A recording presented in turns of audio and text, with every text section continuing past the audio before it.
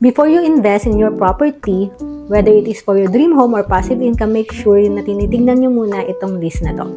Number 1, accessibility. May daan ba? Malapit ka ba sa public transport, schools, hospitals, even the palengke? So, di ka magsisisi sa huli because you are too far from these things. Number 2, location and zonal value. Growing ba yung area mo? Check the zonal value of the past year and this year, or nagbabago ba siya? Tumataas ba siya?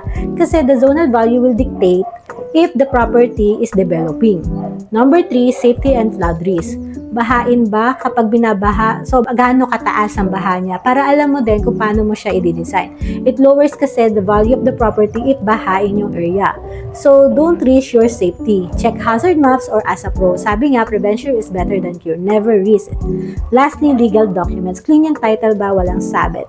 Legal problems can cost you millions. This is Architect Novoa, your property design mentor.